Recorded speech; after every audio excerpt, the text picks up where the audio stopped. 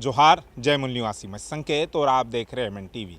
कल समाजवादी पार्टी की एक प्रेस कॉन्फ्रेंस झांसी जिले में हुई और उस प्रेस कॉन्फ्रेंस को संबोधित किया अखिलेश यादव। इन्होंने सवाल जवाब के सेशन में जब अखिलेश यादव जी से ईवीएम के बारे में सवाल पूछा गया, तब उन्होंने कहा कि सत्ता में आने के बाद हम ईवीएम को हटा देंगे। 2022 को उत्तर प्रदेश के विधानसभा के चुनाव होने वाले हैं और अखिलेश यादव का ये कहना है कि जब वो सत्ता में आएंगे उत्तर प्रदेश के, तब वो ईवीएम को हटा देंगे। देखिए, ईवीएम मैं आप भी कह रहा हूँ, मैं आज भी कहता हूँ, किसी को भरोसा नहीं। अमेरिका का भी चुनाव हो गया, कई दिनों काउंटिंग होती रही, लोगों को भरोसा बैलेट से ही आएगा। लेकिन एक ये लड़ाई अभी लड़ी नहीं जा सकती है, उसकी तैयारी इसीलिए हम ट्रेनिंग शिविरों के माध्यम से कर रहे हैं कि कम से कम समाजवादी कार्यकर्ता अपना पूरा वोट डाल दे। हम पूरा वोट डाल देंगे तो ये अपने आप हार जाएंगे और सरकार बनेगी समाजवादी पार्टी की, तो सबसे पहले ईवीएम हटाने का काम समाजवादी लोग करेंगे। अब उनके इस स्टेटमेंट से 3 सवाल उभरते हैं, जिसका जवाब ढूंढने का हम प्रयास करेंगे। सबसे पहला सवाल है कि ईवीएम के रहते अखिलेश यादव या उनकी समाजवादी पार्टी उत्तर प्रदेश में सत्ता कैसे बनाएगी। दूसरा सवाल, अगर वो सत्ता में आ भी जाते हैं, समाजवादी पार्टी और अखिलेश यादव उत्तर प्रदेश में विधानसभा की सत्ता को स्थापित भी करते हैं, तो भी ईवीएम को हटाने की क्या संवैधानिक प्रक्रिया है। और तीसरा सवाल, ईवीएम को हटाने के बाद उसका परिणाम क्या होगा। ये इन 3 सवालों पर हम चर्चा करेंगे। शुरुआत करते हैं हमारे पहले सवाल से। पहला सवाल ये है कि अखिलेश यादव ईवीएम के रहते हुए सत्ता तक कैसे पहुंचेंगे। सत्ता तक पहुंचने के लिए चुनाव करना, चुनाव से गुजरना ये ज़रूरी है। और चुनाव में आप सभी को पता है कि ईवीएम का ही ज़्यादातर इस्तेमाल होता है। आप सभी को ये भी पता है, और इतना ही नहीं तो भारत की सुप्रीम कोर्ट ने भी इस बात को स्वीकार किया है कि ईवीएम में गड़बड़ी होती है, धांधली होती है। और इस धांधली को पकड़ने के लिए या रोकने के लिए 8 अक्टूबर 2013 को ही सुप्रीम कोर्ट ने वीवीपैट नाम की अलग मशीन ईवीएम के साथ लगाने के निर्देश दिए थे। और उसके बाद 2019 के लोकसभा चुनाव से इसकी प्रक्रिया शुरू हुई। सभी ईवीएम्स में वीवीपैट लगाया जाता है। और अखिलेश यादव ये कह रहे हैं कि हम सत्ता तक पहुंचेंगे और उसके बाद हम ईवीएम को हटाएंगे। लेकिन सवाल यह है कि सत्ता तक कैसे पहुंचेंगे। अखिलेश यादव या उनकी समाजवादी पार्टी ईवीएम के बारे में जब चुनाव नज़दीक आता है तब ही स्टैंड लेते हैं, तभी उसके बारे में बोलते हैं, या चुनाव हारने के बाद बोला जाता है। 2017 में विधानसभा के चुनाव हुए। चुनाव हारने के बाद मायावती हो या अखिलेश यादव हो, उन्होंने ईवीएम पर सवाल उठाए। तो चुनाव नज़दीक आने के बाद या चुनाव हार जाने के बाद ही ये लोग ईवीएम पर सवाल उठाते हैं या उसके बारे में बोलते हैं। लेकिन आम तौर पर किसी प्रकार की कोई लड़ाई लड़ने के लिए ये तैयार नहीं है। ये लड़ाई 3 प्रकार की लड़ाई है। सबसे पहली लड़ाई है न्यायालय की लड़ाई, सुप्रीम कोर्ट के अंदर जाना, हाई कोर्ट के अंदर जाना।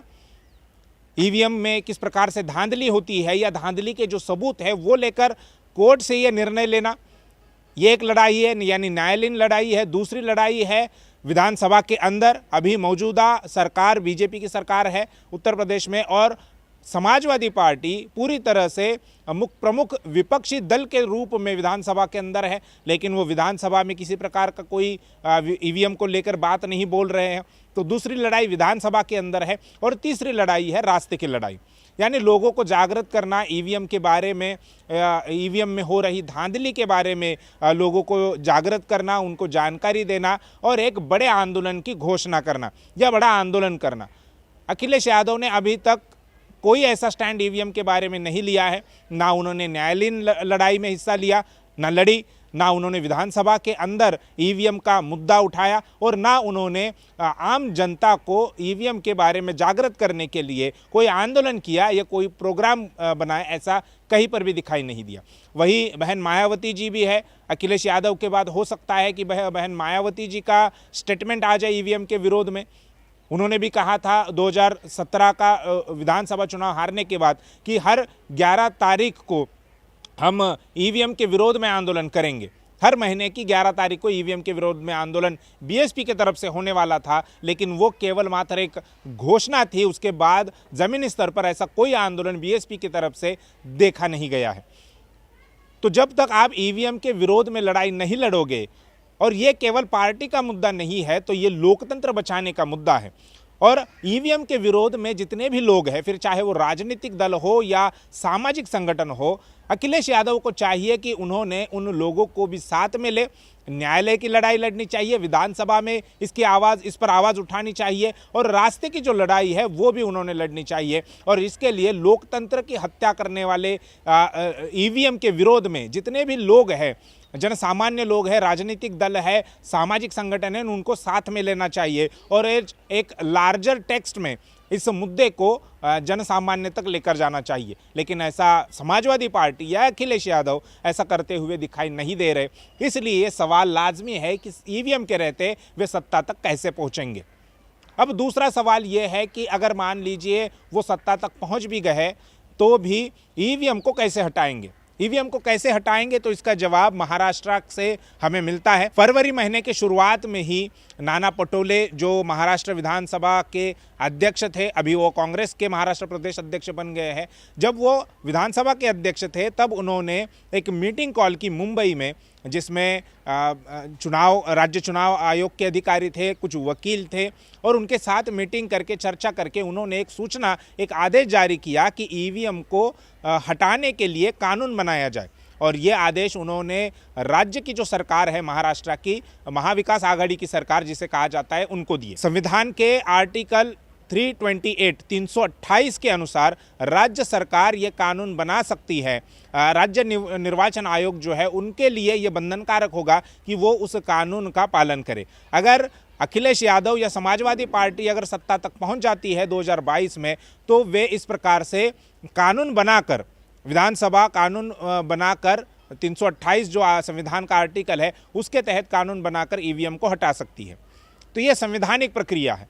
अब तीसरा जो हमारा सवाल है वो ये है कि इसका परिणाम क्या होगा। अगर ईवीएम को राज्य सरकार ने कानून बनाकर हटाने का आदेश दिया या ऐसा कानून बनाया, तो इसके परिणाम क्या होंगे।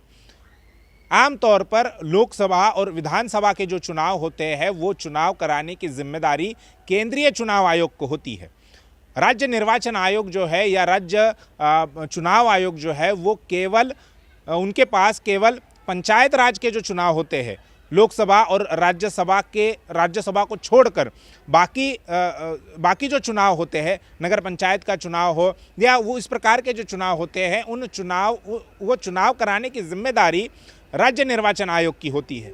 अगर कल जाकर जैसे महाराष्ट्र में ये कानून बनाने के आदेश दिए हैं, कल जाकर उत्तर प्रदेश की सरकार ने भी अगर ऐसा कानून बना लिया या बनाने के आदेश दिए, तो इसका लोकसभा और विधानसभा के जो चुनाव है उस पर कोई असर नहीं होने वाला, क्योंकि ये चुनाव केंद्रीय चुनाव आयोग के नियंत्रण में, निगरानी में किए जाते हैं। इसमें राज्य निर्वाचन आयोग का किसी प्रकार का कोई हस्तक्षेप नहीं होता। चौथा जो सवाल है वो ये है कि अभी अखिलेश यादव जी ने ऐसा स्टेटमेंट क्यों दिया।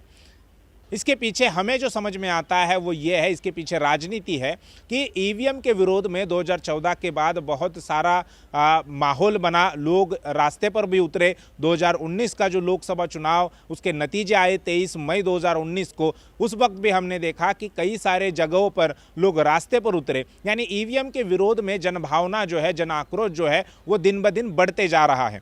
और इस जन आक्रोश को इनकैश करने के लिए उन लोगों को, जो लोग ईवीएम के विरोध में हैं, उन लोगों के वोट हासिल करने के लिए ये अखिलेश यादव जी ने ये दावपेच के तौर पर खेला है कि हम सत्ता में आने के बाद ईवीएम को हटाएंगे ताकि ईवीएम विरोधी लोग उनको वोट दें।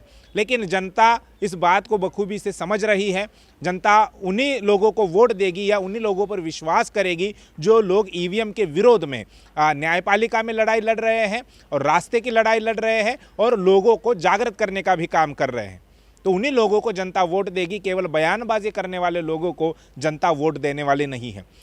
अखिलेश यादव का जो स्टेटमेंट आया है, इस पर आप क्या राय रखते हैं? हमसे अलग राय भी अगर है तो भी आप कमेंट बॉक्स में बताइए। और पूरे ईवीएम के मुद्दे पर आप किस प्रकार से सोचते हैं, आप किस प्रकार से इस मुद्दे को देखते हैं, ये भी बताइए। शुक्रिया।